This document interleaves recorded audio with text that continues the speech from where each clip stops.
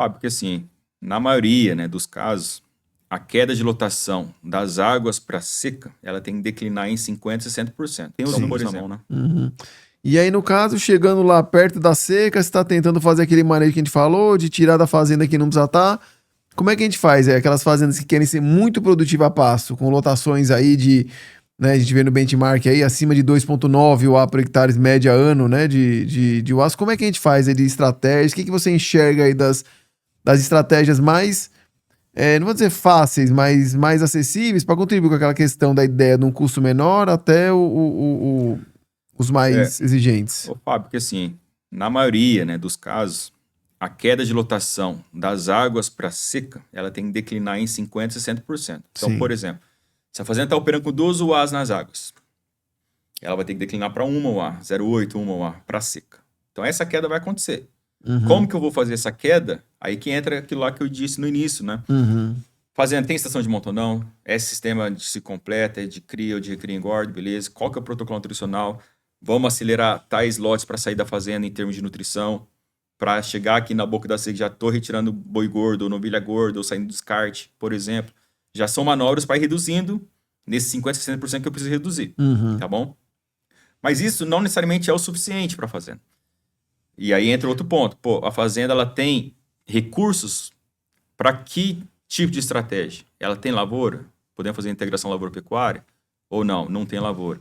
Ela tem aptidão para fazer silagem? Ou não tem? Capineira? Ou não tem? Então a gente vai ter que adequar conforme a situação da fazenda. Cada fazenda é uma fazenda, Uhum. entendeu? Porque, obviamente, cara, ambiente perfeito, integração funciona muito bem. Mas também vai apertar lá em setembro, outubro, porque eu tenho que tirar os animais da integração para Devolver. começar a voltar para a lavoura e é onde está no auge da seca, né? É. Geralmente acontece isso aí. Então tudo isso tem que estar pensado E no aí não tem o que planejamento. fazer, né? Se não estiver no segundo dia do confinamento, não tem o que fazer com os Exato. Então você animais, tem que ter né? manobras para fazer para passar isso aí.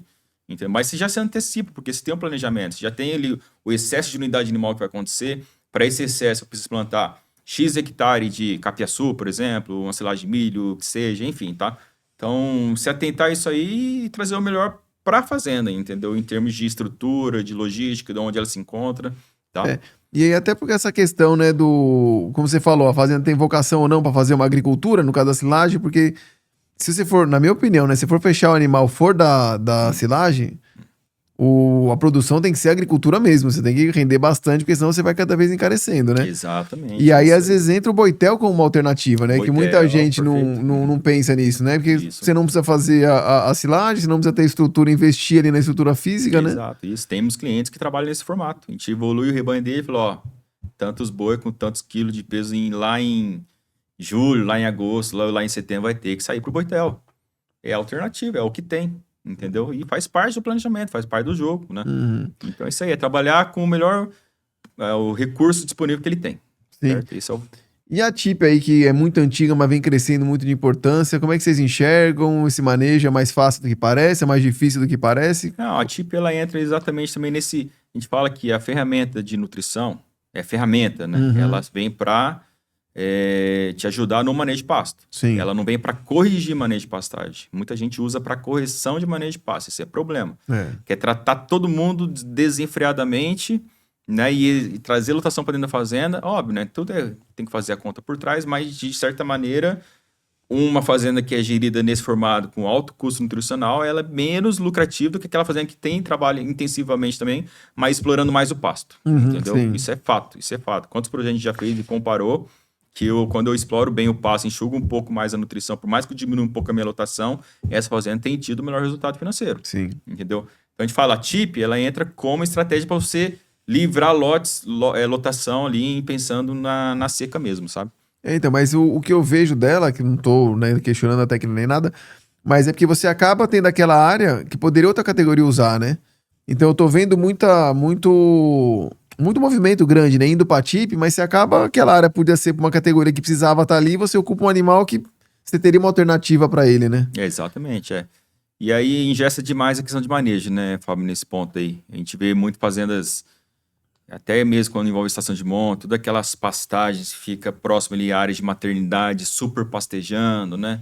Ou áreas que tem que ali receber os lotes para fazer estação de monta, inseminação, enfim, todo o protocolo.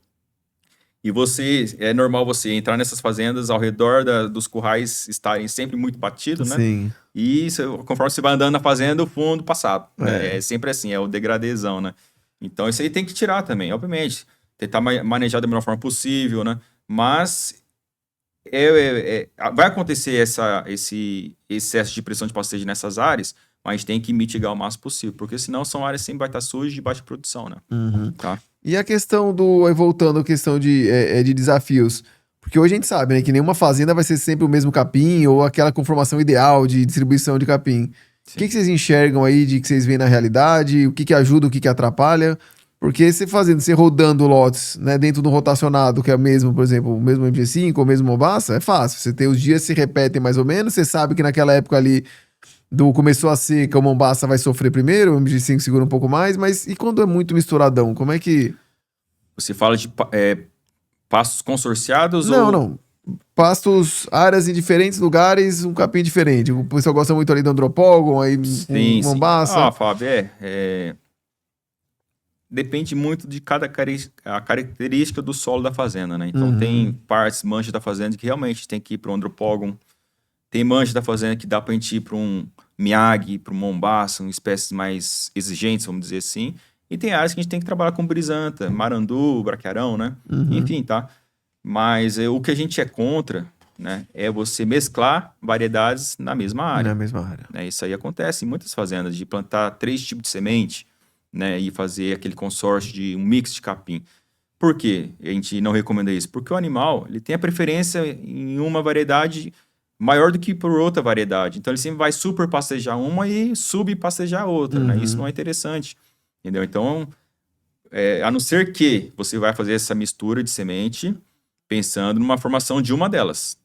Que é o caso, por exemplo, eu quero formar uma umidícula, uma dictioneura. Aí sim, você vai fazer uma combinação com uma braquiária ali, né? Para depois, ao longo do tempo, essa umidícula tomar conta. Porque ela demora para formar e realmente tem que fazer essa junção de sementes, tá? Mas fora isso, a gente não recomenda, tá? É aquele espaço também que tem parte seca e parte úmida, né? Que querendo ou Exato. não, vai pegar mais úmido, vai ter Tem mais essa a dictioneira situação, ali, né? exatamente. Mais Isso coisa acontece muito, específica, né? fazendas no Pantanal mesmo. Brisantão lá no platô e lá na Baixada é o midículo, ou o tangola, que seja, enfim, mas cada um adaptado à sua situação, né? Tá? O que a gente não recomenda muito é trazer variedade em termos de porcentagem muito alta, que seriam os pânicos, até mesmo o andropólogo, para dentro da fazenda. Tipo assim, plantar 80% de pânico, 20% braquiária.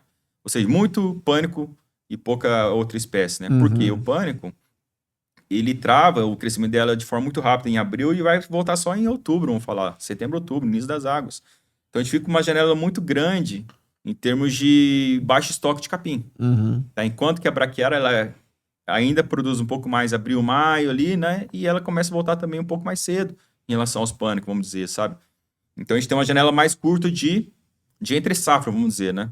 Então, a gente prefere... vai plantar pânico e braquiária? Cara, tenta fazer um 30, 70%. 30% de pânico, 70% de braquiária. Né? Escolher as melhores áreas para os pânicos ali, beleza. Mas trazer nessa proporção, tá?